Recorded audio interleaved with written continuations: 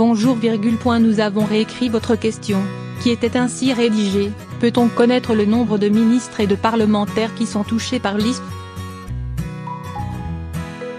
Il n'est pas possible de connaître le régime fiscal des parlementaires dans la mesure où si leur déclaration de patrimoine est consultable en préfecture par n'importe qui, nul n'est autorisé à les publier, comme nous l'expliquions dans une précédente réponse.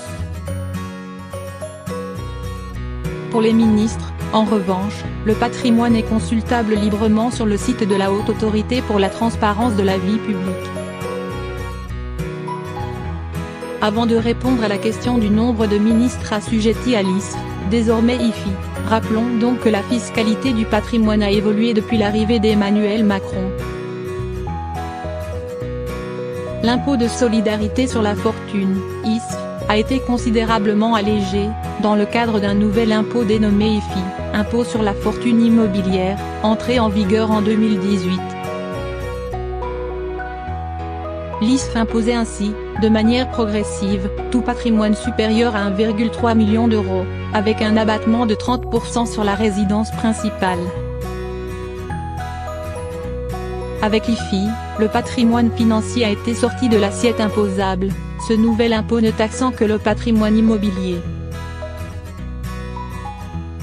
Et ce, dans les mêmes conditions que l'ISF, toujours à partir de 1,3 million et toujours avec un abattement de 30% sur la résidence principale.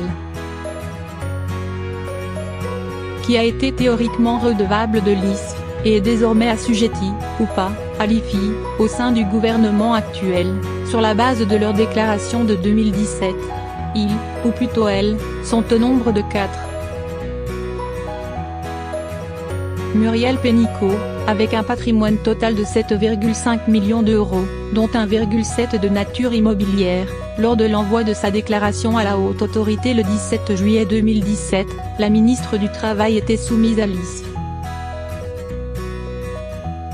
Désormais, seule sa maison dans les Hauts-de-Seine, 1,3 million, et sa résidence secondaire dans la Somme, 340 000 euros, sont redevables de l'IFI. Mais après application de l'abattement de 30% sur sa résidence principale, le total de son patrimoine taxable, 1,25 million, passe sous la barre du 1,3 million de l'IFI. Madame Pénicaud, sauf évolution de ses biens depuis juillet 2017, n'est donc plus redevable d'aucun impôt sur le patrimoine, sauf taxe foncière comme tous les propriétaires. Selon nos calculs en janvier 2018, elle a économisé 62 000 euros avec la réforme. Agnès Buzyn, deuxième mieux lotie de l'actuel gouvernement, la ministre des Affaires sociales affiche un patrimoine net, après déduction des emprunts, de 2,5 millions d'euros, composé de 2,4 millions d'euros de patrimoine immobilier, de 500 000 euros de patrimoine financier, et d'un emprunt de 400 000 euros. Si la ministre, qui était assujettie à l'ISF, n'a désormais rien à payer sur son patrimoine financier, elle reste redevable de l'IFI, après abattement de 30% sur sa résidence principale, sur les quelques 2 millions de biens immobiliers imposables.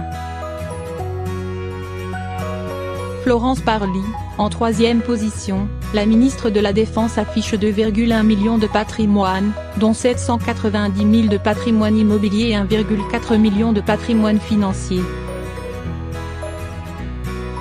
Auparavant redevable de l'ISF, Florence Parly échappe désormais au nouvel impôt sur le patrimoine, ses biens taxables se résumant à 800 000 euros de patrimoine immobilier. Nathalie Loiseau, la ministre des Affaires européennes, enfin, détient un patrimoine de 1,9 million d'euros, dont un appartement à Paris estimé à 1,6 million d'euros, et des biens mobiliers d'une valeur de 300 000 euros. Si Nathalie Loiseau était tout juste redevable de l'ISF à l'époque, après abattement de 30% sur la résidence principale, elle ne doit plus rien, maintenant, au titre de l'IFI, son patrimoine taxable passant sous la barre des 1,3 million.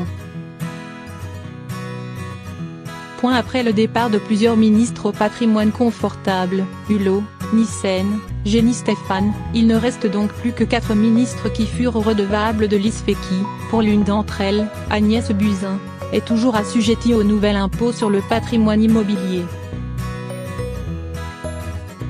Reste qu'une dizaine de petits nouveaux au sein de l'exécutif sont encore en train de rédiger leur déclaration auprès de la haute autorité.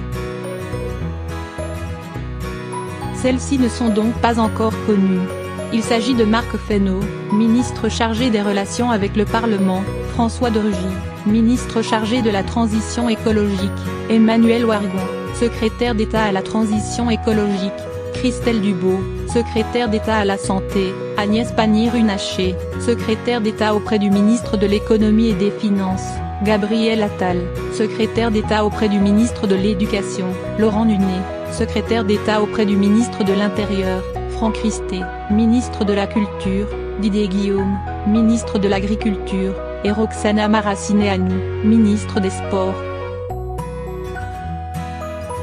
Peut-être parmi eux trouverons-nous des assujettis à l'impôt sur la fortune, ancienne ou nouvelle formule.